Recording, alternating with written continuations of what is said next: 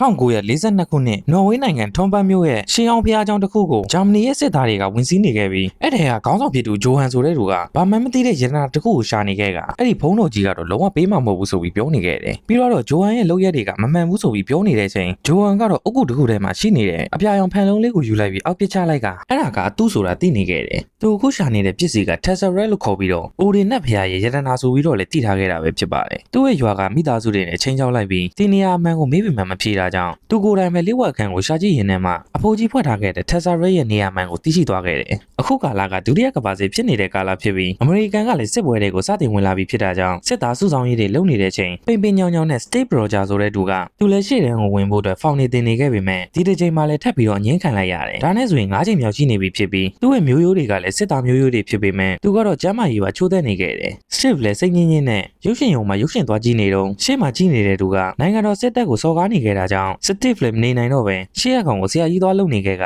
သူပဲနောက်ဖေးလန်းကြားမှာထိုးခံလိုက်ရတယ်ပျော့ဖက်နေတဲ့သူ့ရဲ့ခန္ဓာကိုယ်ကသူများရဲ့တဲအိမ်ပဲဖြစ်နေခဲ့တယ်ကံကောင်းကျင်တော့သူ့ရဲ့တငယ်ချင်းရောက်လာခဲ့ပြီးသူ့ကိုနိုင်ချင်းနေတဲ့ကောင်ကိုဖယ်ပေးလိုက်တယ် Steve တယောက်ထပ်ပြီးငင်းခံရပြီဆိုတာသိသွားခဲ့ပြီးသူကတော့ရှေ့တန်းကိုသွားရဖို့မိတ်စာချလာခဲ့ပြီပဲဖြစ်ပါတယ်သူ့ရဲ့တငယ်ချင်းဖြစ်သူဘာဂီတာဝန်ကျတဲ့တပ်ရင်ကလည်း Steve ရဲ့ဖေတာဝန်ကျခဲ့တဲ့107တပ်ဖွဲ့ကပဲဖြစ်ပါတယ်ပုံမှန်လူဆိုရင်တော့ရှေ့တန်းကိုသွားဖို့အတွက်တဲတန်ကြောက်နေခဲ့ကြပေမဲ့ Steve ကတော့နိုင်ငံတော်ကိုကာကွယ်ဖို့အတွက်ရှေ့တန်းမှာတက်ပေးနေတဲ့သူတွေကိုသူကအားနာနေခဲ့တာဖြစ်ပြီးသူကိုယ်တိုင်လည်းတတ်နိုင်တဲ့ဘက်ကကူညီချင်နေခဲ့တာပဲဖြစ်ပါတယ်ဒါပေမဲ့သူ့ရဲ့တငယ်ချင်းဖြစ်သူဘက်ဂီကတော့ Steve အနေနဲ့လည်းဘာမှမတတ်နိုင်ဘူးဆိုပြီးပြောနေခဲ့တယ်သူတို့နှစ်ယောက်ရဲ့ဖြစ်ပျက်တွေကိုလူတစ်ယောက်ကလည်းစောင့်ကြည့်နေခဲ့တယ်ဒီလိုနဲ့ Steve တယောက်စေကမ်းမှာကျမ်းမာရေးစစ်ဆေးဖို့အတွက်လုပ်နေတော့သူ့ကိုခဏတုန်းကစောင့်ကြည့်နေတဲ့သူကလာတွေးလိုက်တယ်ပြီးတော့ Steve ရဲ့မှတ်တမ်းဖိုင်ကိုလည်းဖတ်ကြည့်နေခဲ့ပြီး Steve ကစစ်သားလုပ်ဖို့အတွက်9နေရာကနေဖောင်တင်ခဲ့တယ်ဆိုတာသူသိကြောင်ပြောပြခဲ့တယ်သူလိုချင်နေတာလည်း Steve လိုလူမျိုးဖြစ်ပြီးအရင်ဆုံး Steve ကိုရှေ့တန်းကိုသွားချင်တာနာဇီတွေကိုတတ်ချင်လို့လားဆိုပြီးမေးလိုက်တယ်ဒါပေမဲ့ Steve ကတော့ဘယ်သူမှမတတ်ချင်ပဲဘယ်သူမှလည်းမသေးသေးချင်လို့တာဖြစ်ကြောင်ပြောပြခဲ့တယ်ဒီလိုနဲ့အဲ့ဒီလူကလည်းသူ့ကိုယ်သူ Abraham Stein ဆိုပြီးနှုတ်ဆက်လိုက်က Steve ကိုသူအခွင့်အရေးပေးမှဖြစ်ကြောင်ပြောပြခဲ့တယ်တခြားတစ်ဖက်မှာတော့ခံတပ်တစ်ခုမှာဂျာမန်တွေရဲ့သိပ္ပံပညာရှင်ဒေါက်တာဆိုလာနဲ့ဂျိုဟန်ဆိုတဲ့ဂျာမန်စစ်ဗိုလ်ချုပ်တို့နှစ်ယောက်ဟာ Tesseract ကိုယူပြီးတော့စမ်းသပ်မှုတွေလုပ်နေခဲ့တယ် Steve ကလည်းရှေ့တန်းကိုသွားဖို့အတွက်ဝင်ခွင့်ရသွားပြီဖြစ်တာကြောင့်လေ့ကျင့်ရေးစကန်တစ်ခုကိုရောက်သွားခဲ့ပြီး Agent Carter ဆိုတဲ့ကောင်မလေးကသူတို့ကိုကြီးကြပ်မှဖြစ်ကသူ့ကိုဖွန်လာကြောင်နေတဲ့စစ်သားတစ်ကောင်ကိုလည်းအာမနာတဲ့လက်တီတစ်ချက်ကျွေးပေးလိုက်တယ်အဲ့အချိန် Colonel Philip ရောက်လာခဲ့ပြီးအခုမှအသစ်ရောက်လာတဲ့စစ်သားတွေကိုလေ့ကျင့်ရေးတွေဆင်းခိုင်းနေခဲ့က Steve ကလည်းသူတတ်နိုင်တဲ့ဘက်ကနေအစွမ်းကိုစူးစမ်းနေခဲ့တယ်သူတို့လေ့ကျင့်ပြီးပြန်လာတော့လေ့ကျင့်ရေးဆရာကရှောတိုင်းရဲ့အပေါ်မှာရှိနေတဲ့အလံတိုင်းကိုတက်ယူနိုင်တဲ့သူလမ်းလျှောက်မပြန်ရပဲကားနဲ့ပြန်ရမယ်ဆိုပြီးပြောလိုက်ကစစ်သားတွေကလည်းတက်ယူဖို့အတွက်စူးစမ်းပြီးမဲ့လုံးဝမရပဲဖြစ်နေခဲ့တယ် Steve ကတော့တခြားသူတွေလိုမျိုးမဟုတ်ပဲအောက်မှာထိန်းထားတဲ့တန်ချောင်းကိုပဲဖြုတ်လိုက်ပြီးအလံကိုယူလာနိုင်ခဲ့တာကြောင့်ကားပေါ်ကိုမိမ့်မိန်ကြီးနဲ့တက်လိုက်သွားခဲ့တယ်ဒါပေမဲ့ Steve မှာကစစ်သားတယောက်ရဲ့စံနှုန်းတွေလုံးဝမရှိလို့ဆိုပြီး Hamstein ကို Colonel Philip ကပြောနေခဲ့က Hamstein ရဲ့စံတမ်းမှုကြောင့်လားသူကလည်းလက်ခံပေးနေရတာဖြစ်ကြောင်းပြောပြခဲ့တယ်ဒီလိုငပြောကောင်ကိုရွေးချယ်မဲ့စားတန်မာတဲ့စစ်သားတယောက်ကိုရွေးချယ်ဖို့အတွက်ပြောလိုက်ပြီးဘုံတလုံးကိုလည်းမပြောမဆိုနဲ့စစ်သားတွေဘက်ကိုလမ်းပစ်လိုက်တယ်အားလုံးထွက်ပြေးနေတဲ့အချိန်မှာ Steve ကတော့သူ့ရဲ့ခန္ဓာကိုယ်နဲ့ဘုံကိုကာကွယ်ပေးထားပြီးတခြားသူတွေကိုထွက်ပြေးခိုင်းနေခဲ့တာကြောင့် Steve ရဲ့လုပ်ရကတော်တော်လေးကိုတက်သိရှိတယ်ဆိုတာ Hamstein ကလည်းလုံးဝလက်ခံသွားခဲ့တယ်ဒီလိုနဲ့ညရောက်တော့ Hamstein က Steve စီကိုအလဲသွားခဲ့ပြီးအရက်တပလင်းကိုလည်းယူလာခဲ့တယ်မနေ့ပြန်ကျရင် Steve ကပြောင်းလဲတော့မှဖြစ်ကြောင်းနဲ့ဘလို့ပဲဖြစ်ဖြစ်ပြည့်စုံတဲ့စစ်သားတယောက်ဖြစ်ဖို့မကြိုးစားပဲလူကောင်းတယောက်ဖြစ်ဖို့တာကြိုးစားတဲ့ကြောင်ပြောပြနေခဲ့တယ်ဒီလိုနဲ့သူ့ရဲ့နှုတ်ကြောင်ရာဇဝင်ကိုနည်းနည်းပြောပြခဲ့ပြီးသူကဂျာမနီကအားထားရတဲ့သိပ္ပံပညာရှင်ကောင်းတယောက်ဖြစ်ခဲ့ကလူတွေကိုစွမ်းအားမြင့်တင်နိုင်မဲ့ဆေးရည်တစ်ခုလည်းဖန်တီးမိခဲ့တယ်အဲ့ဒါကိုသိသွားတဲ့ဂျိုဟန်ကအဲ့ဒီဆေးရည်ကိုသူကိုယ်တိုင်ပဲစမ်းသပ်ဖို့အတွက်သုံးခဲ့ပြီးဂျိုဟန်ကိုလည်းရန်ကိုစွမ်းအားကြီးတဲ့စွမ်းအားတစ်ခုကိုပေးခဲ့ကြောင်းပြောပြခဲ့တယ်ဒါပေမဲ့အဲ့တုန်းကစမ်းသပ်ဆဲကာလဖြစ်တာကြောင့်ဆိုးကျိုးတွေလည်းရှိခဲ့ကြောင်းပြောပြခဲ့ကမနေ့ပြန် Steve ကိုထိုးပေးမဲ့ဆေးရည်ကလည်းအဲ့ဒီဆေးရည်ပဲဖြစ်ကြောင်းပြောပြခဲ့တယ်တစ်ဖက်ကဂျိုဟန်ဘက်မှာလည်းသူတို့ကိုတစ္ဆာပေါက်တော့တဲ့ Abraham Stein ကိုစုံစမ်းသိရှိထားခဲ့ပြီးဖြစ်ပြီးဒီနေရာတိကျကိုသိထားပြီးဖြစ်တာကြောင့်သူ့ရဲ့လူတွေကိုလည်းဆေးလွတ်ထားခဲ့ပြီးဖြစ်ပါတယ်တစ်ဖက်မှာတော့ Steve သွားရမယ့်နေရာကို Agent Carter ကပဲလိုက်ပို့ပေးလိုက်ပြီး Steve က Agent Carter ကိုဖုန်းကြောင်းခြင်းပေမဲ့သူကကောင်မလေးတွေနဲ့အတွေ့အကြုံမရှိတာကြောင့်ခက်တွေ့နေခဲ့က Agent Carter ဘက်ကတော့အဲ့ဒါလေးတွေကိုကြည့်ပြီးတော့ Steve ကိုပို့ပြီးတော့တဘောကျနေခဲ့တယ်ဒီလိုနဲ့သူတို့တွေလေးဝက်စမ်းသက်ခန်းတနေရာကိုရောက်လာခဲ့ကြပြီးအားလုံးကသူ့အတွက်စင်သင့်ပြင်ထားခဲ့ပြီးပဲဖြစ်ပါတယ်ဒီလိုနဲ့ Abraham Stein ကဆေးရည်ရဲ့အလုပ်လုပ်ပုံတွေကိုပြောပြခဲ့ပြီးအဲ့ဒီဆေးရည်ကိုထိုးသွင်းလိုက်ရင် Steve ရဲ့ကြွက်သားတွေကိုတတ်မှလာစေမှာဖြစ်ကြောင်းနဲ့တာမန်နဲ့ပို့ပြီးတော့ထူးခြားတဲ့စွမ်းအားတွေရလာမှာဖြစ်ကြောင်းပြောပြခဲ့တယ်ဒီလိုနဲ့ Steve လည်းစိတ်လှုပ်ရှားစွာနဲ့ပဲဆက်ထဲကိုဝင်သွားခဲ့ပြီး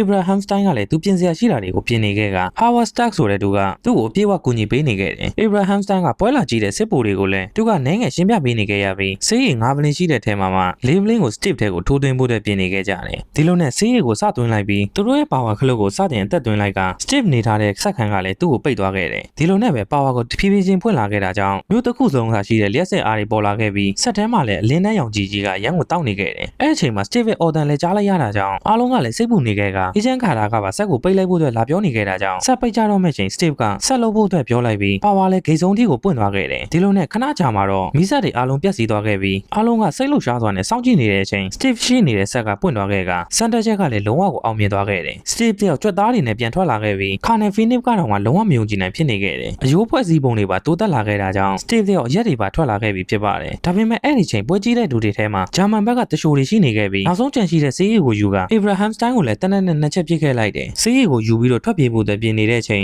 Abraham Stein ကတော့ Steve ရဲ့လက်ထဲမှာပဲတေဆုံးသွားခဲ့ရတယ်အပြင်ဘက်မှာတော့ဂျာမန်တရှိုကအနားမှာရှိနေတဲ့အဆောက်တွေအားလုံးကိုတက်ပစ်ပြီးဒီကနေကားနဲ့ထွက်ပြေးသွားခဲ့ပြီပဲဖြစ်ပါတယ်အေဂျင့်ခါတာကလည်းလိုက်ဖို့အတွက်လုပ်ပေမဲ့ကားနဲ့တိုက်ခံရတော့မဲ့သူကို Steve Roger ကပဲလာကာကွယ်ပေးလိုက်ကခြေပလာနဲ့ကားရဲ့နောက်ကိုပြေးလိုက်နေခဲ့ပြီပဲဖြစ်ပါတယ်ခန္ဓာကိုယ်ကိုမထိန်ချုပ်နိုင်သေးပေမဲ့ခန္ဓာကိုယ်ကပုံမှန်နဲ့ပို့ပြီးတော့ပို့နေခဲ့တာကိုသူကိုယ်တိုင်ကလည်းသိလိုက်ရတယ်ခန္ဓာကိုယ်အသစ်နဲ့ပျော်လွန်နေတဲ့ Steve တယောက်ကတော့မိုးပေါ်တွေပါပြန်နေခဲ့ပြီပဲဖြစ်ပါတယ်ဒီလိုနဲ့ကားပေါ်ကိုခုံအိုးလိုက်ပြီးကားထဲကကောင်ကလည်းသူ့ကိုတနက်တွေနဲ့ပြစ်နေခဲ့ကကားပေါ်ကနေပြုတ်ကျအောင်လုပ်နေခဲ့တယ်ဒါပေမဲ့လည်းကားမောက်သွားခဲ့ပြီးအဲ့ဒီကောင်ကတနက်နဲ့ပြစ်လိုက်တာကြောင့် Steve ကလည်းတိုးရနဲ့ဒိုင်းကလိုမျိုးကားလိုက်ရတယ်အဲ့ကောင်ကကလေးတယောက်ကိုဖမ်းပြီးတော့တစားကန်လှုပ်လိုက်ရတာကြောင့် Steve လည်းကလေးကိုမတက်ဖို့အတွက်တောင်းပန်နေခဲ့ရတယ်ကလေးကိုရေထဲပစ်ချလိုက်တာကြောင့် Steve ကကယ်ဖို့လုပ်တော့အဲ့ကလေးကရေကူးတက်တယ်ဆိုပြီး Steve လည်းဂျာမန်နောက်ကိုလိုက်နေရတယ်ဂျာမန်ကောင်ကတော့ရင်ငုတ်တင်ပေါ်နဲ့ပြေးပေမဲ့မြန်မာလိုကြီးရေကူးပြီးလိုက်လာတဲ့ Steve ဖမ်းတာကိုပဲခံလိုက်ရတယ်ဘယ်သူခိုင်းတာလဲမမေးနိုင်ခင်မှာပဲအဲ့ကောင်ကသွားထဲမှာအတင်းထည့်ထားခဲ့တဲ့အစိတ်ကိုတောက်ပြီးတော့ကိုအဆုံးစီရင်သွားခဲ့ပြီပဲဖြစ်ပါတယ်တစ်ဖက်မှာရှိတဲ့ဂျိုဟန်စီကိုလည်းဟစ်တလာဘက်ကသူ့ရဲ့လူတွေလွတ်လိုက်ပြီးဂျိုဟန်ကဘာမှအထောက်ပံ့မလုပ်တော့တာကြောင့်ဂျိုဟန်ကိုလာရောက်စစ်ဆေးနေခဲ့တယ်ဂျိုဟန်ကလည်းသူတို့လက်နက်တစ်ခုတီးထွင်နေကြောင်းပြောပြလိုက်ပြီးသူ့ရဲ့စမ်းတက်ခန်းတွေကိုခေါ်လာခဲ့လိုက်တယ်အဲ့အချိန်ဂျာမန်ရဲ့စစ်သားတယောက်ကဂျိုဟန်ကတစ္ဆာဖောက်ဆိုတာသိသွားခဲ့တာကြောင့်ဂျိုဟန်လည်းချက်ချင်းပဲလက်စားဖြောက်လိုက်ကကြံနေတဲ့စစ်ဗိုလ်နှစ်ယောက်ကိုပါအစားဖြောက်လိုက်တယ်သူကိုယ်တိုင်ဟိုက်ဒရာဆိုတဲ့အဖွဲ့အစည်းကိုလည်းတီထောင်လိုက်တယ်တကယ်တော့သူကဂျာမနီတွေမကပဲတကဘာလုံးကိုတိတ်ပိုက်တော့မှာပဲဖြစ်ပါတယ်သိပ္ပံပညာရှင် Abraham Stein တည်သုံးသွားပြီဖြစ်တာကြောင့်သူတို့ရဲ့စီစဉ်အားလုံးလည်းပျက်စီးသွားခဲ့ရပြီး Colonel Felix ကပဲတိုက်ပွဲပြင်းထန်လာတဲ့ Hydra ရဲ့စစ်တပ်တွေကိုဖြိုချဖို့ Howard Stark နဲ့တခြားသူတွေကိုရှေ့တန်းကိုဆင့်ခေါ်လိုက်ပြီပဲဖြစ်ပါတယ် Steve Roger ကိုတော့ရှေ့တန်းကိုပို့မှာမဟုတ်ပဲ Roger ကဒီထက်ပိုပြီးတော့အသုံးဝင်တဲ့နေရာတစ်ခုရှိကြောင်းပြောပြလိုက်က Roger ကိုအလောက်ခိုင်းခဲ့ပြီပဲဖြစ်ပါတယ် Roger လည်းခေါင်းစိုးတစ်ခုကိုဆွတ်လိုက်ရပြီးဒိုင်းကတစ်ခုကိုကင်ကဒိုင်းကထဲမှာရေးထားတဲ့ script တွေကိုဖတ်နေခဲ့ရတယ်တကယ်တော့အစိုးရကသူ့ကို American ရဲ့ hero အနေနဲ့ပွဲထုတ်လာခဲ့တာဖြစ်ပြီးစစ်ပွဲမှာအသုံးပြုမဲ့လက်နက်ရိတ်ခါတွေအတွက်အလူငွေရှာခိုင်းနေခဲ့တာပဲဖြစ်ပါတယ် Captain America ဆိုပြီးတော့အမေရိကမှာတော်တော်လေးကိုနာမည်ကြီးနေခဲ့ပြီပဲဖြစ်ပါတယ်တရက်ရောက်တော့ရှေ့တန်းမှာရှိနေတဲ့စစ်သားတွေကိုတွားရောက်အားပေးစကားပြောနေခဲ့ပေမဲ့စစ်သားတွေဖြစ်တဲ့အတွက် Captain America ဆိုတဲ့ကောင်ကိုလည်းလုံးဝမကြိုက်ပဲကောင်မလေးတွေကိုပဲကြီးကျင်နေခဲ့ကြတယ်ဒီလိုနဲ့ Roger လည်းဖယ်ပေးလိုက်ရပြီးကောင်မလေးတွေထွက်လာမှစစ်သားတွေကလည်းပျော်ကြီးပျော်နေခဲ့တယ် Steve အနေနဲ့လည်းအဲ့လိုမျိုးအလုပ်တွေကိုလုပ်ရတော့တော်တော်လေးပင်ပန်းနေပြီဖြစ်ပြီးဖြစ်ချင်တော့ရှေ့တန်းမှာရှိနေတဲ့ Agent Carter နဲ့တွေ့လိုက်ရက Carter ကလည်း Roger ကဒီထက်ပိုပြီးတော့လုံနိုင်တယ်ဆိုတာသူယုံကြည်ကြောင်းပြောပြခဲ့တယ်ဒီလိုနဲ့ Roger က Colonel Philip နဲ့လည်းတွားတွေ့လိုက်ပြီးရှေ့တန်းမှာတာဝန်ချပေးဖို့အတွက်ပြောပေမဲ့ Colonel Philip ကတော့သူ့ကိုအစကတည်းကလုံးဝမယုံကြည်ပါဘူး Hydra ရဲ့စစ်တပ်ကတော်တော်လေးကိုအင်အားကြီးတာကြောင့်သူတို့ရဲ့ရှေ့ပြေတပ်ပွဲဖြစ်တဲ့တရားခွန်တပ်ရင်တစ်ခုလုံးကျသွားခဲ့ပြီဖြစ်ကြောင်းပြောပြခဲ့တယ်အဲ့ဒါကိုကြားလိုက်ရတဲ့ Roger လည်းသူ့ရဲ့တငယ်ချင်းဘာဂီပါသွားပြီဆိုပြီးဘာဂီကိုတွားရှာဖို့အတွက်ပြင်ဆင်နေခဲ့တယ် Roger ကရန်သူရဲ့ပင်မာစကန်ကိုတွားဖို့အတွက်လုပ်နေခဲ့တာကြောင့် Agent Carter ကလည်းတားနေရပြီး Roger ကတော့ Agent Carter ပြောတဲ့အတိုင်းသူဒီတဲ့လုံနိုင်ကြောင်းပြောပြနေတဲ့အချိန် Carter လည်း Roger ကိုကူညီဖို့အတွက်ဆုံးဖြတ်လိုက်တယ် Howard Stark နဲ့သူရန်သူရဲ့ပင်မစကန်တွေကိုလေယာဉ်နဲ့ထွက်လာခဲ့ကြပြီး Roger ကတော့တယောက်တည်းအောက်ကိုဆင်းသွားခဲ့ပြီဖြစ်ပါတယ် Hydra ရဲ့တပ်ဖွဲ့ကတော့ Tesseract ရဲ့စွမ်းအားနဲ့လက်နက်တွေကရန်ကိုဆင်းမြင့်နေခဲ့ပြီးတိုက်ပွဲတွေတစ်ခုပြီးတစ်ခုကိုလည်းနိုင်လာခဲ့ပြီပဲဖြစ်ပါတယ်သူ့ရဲ့စက်ရုံထုတ်လုပ်မှုအားကိုလည်းအဓိကတိုးမြင့်နိုင်ဖို့အတွက်ရန်သူရဲ့စစ်တုံးပန်းတွေအများကြီးကိုလည်းဖမ်းထားခဲ့တယ် Roger ကတော့ရန်သူရဲ့စကန်တွေကိုခိုးဝင်ဖို့အတွက်အခြေအနေကြည့်ပြီးတော့စောင့်ကြည့်နေခဲ့ကရန်သူရဲ့စကန်တွေကိုအောင်မြင်ပြီးပဲခိုးဝင်လာနိုင်ခဲ့တယ် Roger ကတော့အခုမှသူ့ရဲ့စွမ်းအားစစ်မှန်တွေကိုတုံးနေရလို့ဆိုပြီးတော်တော်လေးပျော်နေခဲ့တယ်ဖမ်းခံထားရတဲ့စစ်တုံးပန်းတွေအားလုံးကိုလည်းကယ်ပေးလိုက်ပြီးဘလို့လွတ်မြောက်လို့ရလဲဆိုတာကိုပါပြောပြခဲ့ကအဖမ်းခံထားရတဲ့သူတွေထဲမှာသူ့ရဲ့တင်ငယ်ချင်းမတွေ့တာကြောင့် Roger လည်းတခြားနေရာမှာရှာဖို့အတွက်ထွက်သွားခဲ့တယ်ထွက်ပြေးလာတဲ့စစ်သားတွေလည်းရန်သူအဆောက်နေနဲ့တွေ့ပြီးတော့တိုက်ပွဲတွေပြင်းထန်နေခဲ့ရပြီပဲဖြစ်ပါတယ်ရန်သူတွေရဲ့လက်နက်ကတော့လုံးဝအမခံဖြစ်ပါတယ်ဂျိုဟန်ကလည်းအဲ့ဒါကိုသိသွားခဲ့တာကြောင့်စက်ရုံတစ်ခုလုံးကိုဖောက်ခွဲဖို့အတွက်ပြင်နေခဲ့ပြီး Roger ကတော့ဖမ်းခံထားရတဲ့သူ့ရဲ့တင်ငယ်ချင်းကိုတွေ့သွားခဲ့ကဘက်ဂီကိုလည်းတခါတည်းကယ်လာခဲ့ပြီဖြစ်ပါတယ်ဂျိုဟန်ထောင်ထားခဲ့တဲ့ချင်းကိုက်ဘုံကလည်းစက်ရုံနေရာနှံ့ကိုစတင်ပေါက်ကွဲနေခဲ့ပြီဖြစ်ပြီး Roger တို့ကလည်းထွက်ပေါက်စီကိုအပြေးသွားနေခဲ့ရတယ်ဖြစ်ချင်တော့လမ်းမှာ Hydra တို့နဲ့တွေ့လိုက်ရက Roger လည်းဂျိုဟန်နဲ့တပွဲတလန်ဆွဲနေခဲ့ရပြီပဲဖြစ်ပါတယ်ဂျိုဟန်ကတော့ Abraham Stein က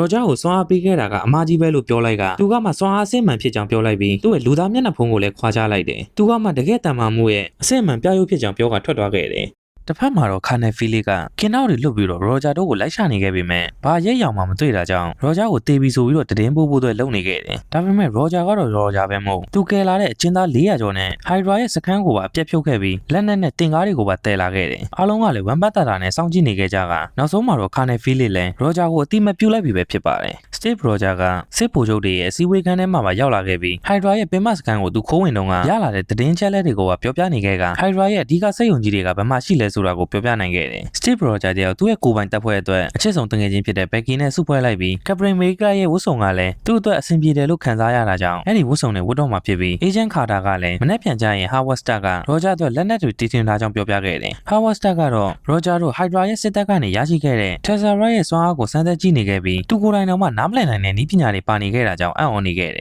ယ်ရောဂျာကစတက်စီကိုလာနေခဲ့ပေမဲ့မအားသေးတာကြောင့်ခဏစောင့်နေတော့မှကောင်မလေးတယောက်ကသူ့ကိုမြူဆွဲနေခဲ့ပြီးရောဂျာလည်းပါသွားပြီးတော့နန်းနေတဲ့ချိန်အေဂျင့်ခါတာကရောက်လာခဲ့ပြီးအထင်လွဲသွားခဲ့တယ်ရောဂျာကရှင်းပြဖို့အတွက်လုပ်ပေမဲ့အေဂျင့်ခါတာကတော့သူ့ကိုလုံးဝစိတ်ဆိုးသွားခဲ့ပြီးဖြစ်ပါတယ်ဒီလိုနဲ့သူ့အတွက်လုပ်ပေးထားတဲ့ဒိုင်းကာတွေကိုကြည့်နေရင်စတက်မကြိုက်လို့ဖယ်ထားခဲ့တဲ့ဒိုင်းကအသေးလေးကိုပဲရောဂျာကမျက်စိကျနေခဲ့အေဂျင့်ခါတာရောက်လာတော့မိုက်လာဆိုပြီးမေးနေတဲ့ချိန်မပြောမဆိုနဲ့တနက်နဲ့လမ်းပစ်တက်ခံနေရတယ်ကဘာပေါ်မှာအမှားဆုံးတပ်ထုဖြစ်တဲ့တိုက်တေနီနီယန်နဲ့လှုပ်ထားတယ်ဆိုတာသိလိုက်ရတယ်ရောဂျာကသူလိုချင်တဲ့ဝတ်စုံကိုစတက်ကိုလှုပ်ခိုင်းလိုက်ပြီးရောဂျာတယောက်ကတော့ကပရင်မေရီကဝတ်စုံအသင်းနဲ့ဟိုက်ဒရာရဲ့လက်နက်ထုတ်လုပ်တဲ့စက်ရုံတွေကိုတစ်ခုပြီးတစ်ခုသူ့ရဲ့လက်ရည်စွရင်ဖွဲ့နဲ့လိုက်လံဖျက်ဆီးနေခဲ့ပြီးပဲဖြစ်ပါတယ်ဒီလိုနဲ့ဟိုက်ဒရာရဲ့စက်ရုံတွေကကပရင်မေရီကရဲ့လက်ချက်ကြောင့်တစ်ခုပြီးတစ်ခုဖြိုချခံလိုက်ရပြီးပဲဖြစ်ပါတယ်ချက်ဆာရဲရဲ့စွမ်းအားနဲ့ရှယ်ချမ်းနေတဲ့ဟိုက်ဒရာတို့ရဲ့စစ်တပ်ကအခြေအနေတွေပြောင်းပြန်ဖြစ်သွားခဲ့ပြီးရောဂျာတို့ဘက်ကပြန်ပြီးတော့အသာစီးရလာခဲ့ပြီးပဲဖြစ်ပါတယ်အဲ့ကိစ္စနဲ့ပတ်သက်ပြီးဂျိုဟန်ကတော့တော်တော်လေးကိုတဘောမကျဖြစ်နေခဲ့ကဒေါက်တာဇိုလာကိုနေရာပြောင်းဖို့အတွက်မိတ်ပေးလိုက်တယ်အဲ့အချိန်ရောဂျာတို့ကလည်းတည်င်းရသွားခဲ့ပြီးဒေါက်တာဇိုလာကိုဖမ်းဖို့အတွက်ဒေါက်တာဇိုလာစီးလာမယ့်ရထားနောက်ကိုလိုက်ဖို့ပြင်နေခဲ့ကြတယ်အချိန်နဲ့သွားနေတဲ့ရထားဘော်ကိုလိုက်ဖို့အတွက်ရောဂျာတို့တွေကျိုးနဲ့တန်းပြီးတော့လိုက်လာခဲ့ကရထားတဲကိုခိုးဝင်လာနိုင်ခဲ့တယ်ဒီလိုနဲ့ရထားတဲကိုရောက်လာခဲ့ပေမဲ့ရောဂျာနဲ့ဘက်ကီတို့နှစ်ယောက်လူစုကွဲတော့ခဲ့ပြီးဂျာမန်ကအစောင့်နေလဲရောက်လာခဲ့တယ်ရောဂျာကပို့ပြီးတော့တာမာတဲ့သူနဲ့တွေ့နေရပြီးအဲ့ကောင်ရဲ့တက်ဆာရက်လက်နက်ကလည်းတော်တော်လေးကိုအားပြင်းနေခဲ့ကတစ်ဖက်ကဘက်ကီကလည်းအခက်တွေ့နေခဲ့ပြီးဖြစ်ပါတယ်ရောဂျာကဘက်ကီကိုမြင်မြန်ပဲသွားကူလိုက်ပြီးရန်နိုကိုပြက်ရှင်းနိုင်လိုက်ပေမဲ့သူတို့တွေအာယုံလွှင့်နေတော့ဘက်ကီကတိုက်ခိုက်ခံလိုက်ရကရထားဘော်ကနေပြုတ်ကျမလို့ဖြစ်နေခဲ့တယ်ရောဂျာကလည်းအပြေးကယ်ဖို့အတွက်လှုပ်ဝေမဲ့မမီတော့ပဲဘက်ကီကကြောက်တဲ့ကိုပြုတ်ကျသွားခဲ့တယ်ရောဂျာတယောက်လည်းသူ့ရဲ့ချစ်ဆုံးတငယ်ချင်းကိုဆုံးရှုံးလိုက်ရပြီဖြစ်ပါတယ်အစိုးရကကောင်းနေပြီဖြစ်ဒေါက်တာဇိုလာကိုဖမ်းလာနိုင်ခဲ့ပြီဖြစ်ပြီးခါနယ်ဖီလစ်ကပ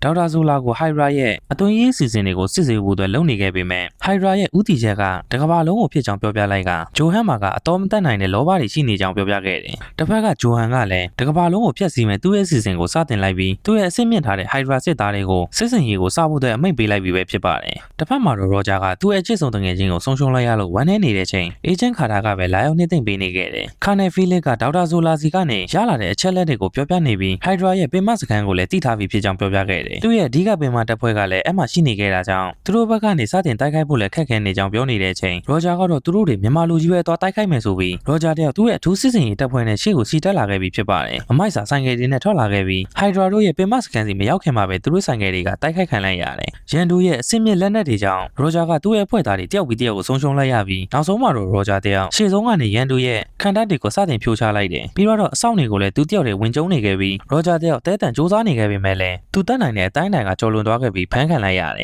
်ဒီလိုနဲ့ဟိုက်ဒရာရဲ့ရှေ့မှာဖမ်းခံလိုက်ရပြီးဟိုက်ဒရာကတော့ရောဂျာလူငါတုံးတစ်ကောင်ကသူ့ကိုဘလို့မှကြော်ပြတ်နိုင်မှာမဟုတ်ဘူးဆိုပြီးပြောနေခဲ့ကရောဂျာကိုဆော့ပလော့တီးနေတဲ့အချိန်အသင့်ပြင်ထားတဲ့သူ့ရဲ့အဖွဲ့သားတွေကရောဂျာရှိနေတဲ့နေရာစီကိုချက်ချင်းပဲဝင်စည်းလိုက်ကြတယ်ဟိုက်ဒရာရဲ့စစ်သားတွေကိုလည်းသူတို့ရဲ့လက်နက်နဲ့ပဲပြန်လည်တိုက်ခိုက်နေပြီးအောက်ဘက်မှာလည်းစစ်သားအများပြားကအေဂျင့်ခါတာတို့နဲ့ချီတက်လာခဲ့ပြီးဖြစ်ပါတယ်ခါနယ်ဖီလစ်ကိုတိုင်တိုက်ပွဲတွေကိုပါလာခဲ့ပြီးဟိုက်ဒရာကလည်းအချိန်နေမဟန်တော့ဘူးဆိုတာသိတာကြောင့်ထွက်ပြေးဖို့အတွက်ပြင်နေခဲ့တယ်ရောဂျာလည်းဟိုက်ဒရာရဲ့နောက်ကိုတဲတန်လိုက်ဖို့အတွက်ပြင်နေခဲ့ပြီးခါနယ်ဖီလစ်နဲ့အေဂျင့်ခါတာတို့ကရောဂျာကိုကူညီဖို့အတွက်ကားတစ်စီးနဲ့လိုက်ဖို့ဝင်နေခဲ့တယ်ရောဂျာကတော့အခုလိုအခြေအနေမှာတော့အေဂျင့်ခါတာကိုအနမ်းတပွင့်ပေးလိုက်ပြီးခါနယ်ဖီလစ်ကလည်းမြင်မြန်သွားတော့ဆိုပြီးပြောလိုက်ကရောဂျာတယောက်ဟိုက်ဒရာရဲ့လေယာဉ်ဘော်ကိုအမိတက်နိုင်လိုက်ပြီးပဲဖြစ်ပါတယ်ဒီလိုနဲ့လေယာဉ်ရဲ့စက်ခန်းထဲမှာနယူးယောက်ဆိုပြီးစာရေးထားတဲ့အေယာမ3ကြီးတလုံးကိုတွေ့လိုက်ရတယ်ဟိုက်ဒရာစစ်သားတွေကလည်းဂျိုဟန်ခိုင်းတဲ့အတိုင်းလုံနေပြီဖြစ်တာကြောင့်ရောဂျာကပဲသူတို့ကိုတားလိုက်ရကလွတ်သွားတဲ့တယောက်ကိုလည်းရောဂျာကပဲအသေးအံလိုက်သားနေရင်အဲ့ဒီလေယာဉ်ငယ်ကိုပြန်စည်းကဟိုက်ဒရာရဲ့ပင်မလေယာဉ်စီကိုပြန်တက်လာခဲ့တယ်အပေါ်ရောက်ချင်းမှာပဲဂျိုဟန်ကသူ့ရဲ့တနက်နဲ့ပြစ်လိုက်ပြီးသူကမှဒီကဘာရဲ့နှက်ဖျားအစ်စ်ဆိုပြီးပြောနေခဲ့ကနှစ်ယောက်သာအသေးအံတိုက်ခိုက်နေခဲ့ကြတယ်နှစ်ယောက်စလုံးကစူပါဟျူးမန်တွေပဲဖြစ်တာကြောင့်အားများနေခဲ့ကြပြီးဘယ်သူမှလည်းဘယ်သူကိုမနိုင်ပဲဖြစ်နေခဲ့ကြတယ်အဲ့လိုနဲ့သူတို့တွေယုံရင်းဆန်ခတ်ဖြစ်နေရင်လေယာဉ်ရဲ့ထိန်းချုပ်စနစ်ကိုတွားရောက်နောက်ဆက်မိခဲ့တာကြောင့်လေယာဉ်ကအောက်ဆိုင်သွားခဲ့က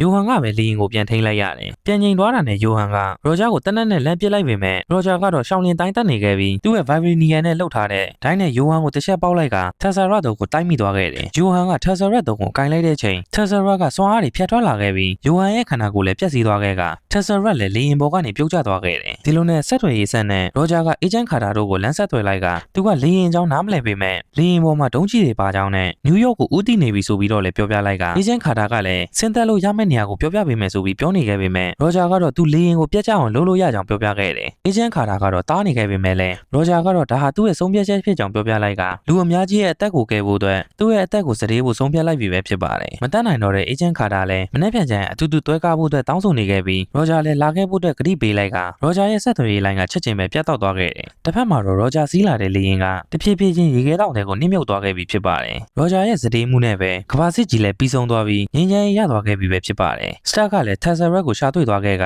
ရော်ဂျာရဲ့ဒီနေရာကိုပါထပ်ပြီးတော့ရှာနေခဲ့ပြီပဲဖြစ်ပါတယ်။ဒီလိုနဲ့ရော်ဂျာကအိယာကနေနိုးလာခဲ့ပြီးဘယ်မှမသိတဲ့နေရာတစ်ခုကိုရောက်နေခဲ့တာကြောင့်အတင်းယုံထားဖို့အတွက်စူးစမ်းနေခဲ့ကရေဒီယိုကနေလည်းဘောလုံးပွဲစဉ်လာနေတာကိုကြားလိုက်ရတယ်။အဲ့ချိန် Nesma ကဝင်လာခဲ့ပြီးနယူးယောက်ရဲ့ကုသရေးရုံးမှာရောက်နေကြောင်းပြောနေခဲ့ပေမဲ့ရော်ဂျာကတော့ဒါဘယ်နေရာလဲဆိုပြီးတော့မေးနေခဲ့တယ်။မသက်တာတော့ပဲစစ်သားတွေရောက်လာတာကြောင့်ရော်ဂျာလည်းအဲ့ဒီစစ်သားတွေကိုတိုက်ခိုက်ကအဲ့ကနေထွက်ပြေးလာခဲ့ပြီပဲဖြစ်ပါတယ်။ရော်ဂျာတဲ့အဆောက်တွေအားလုံးကိုတိုက်ခိုက်ပြီးတော့မြို့ထဲကိုရောက်လာတဲ့ချိန်မှာတော့သူတစ်ခါမှမရောက်ဘူးတဲ့နေရာဖြစ်နေခဲ့ကမြို့ကြီးတစ်ခုလုံးကရန်ကိုခင်မိနေခဲ့တယ်။သူနားမလည်နိုင်ဖြစ်နေတဲ့ချိန် Nick Fury ဆိုတဲ့သူရောက်လာခဲ့ပြီးရော်ဂျာကနှစ်ပေါင်း80လောက်အိပ်ပျော်နေခဲ့ကြောင်းပြောပြလိုက်တယ်။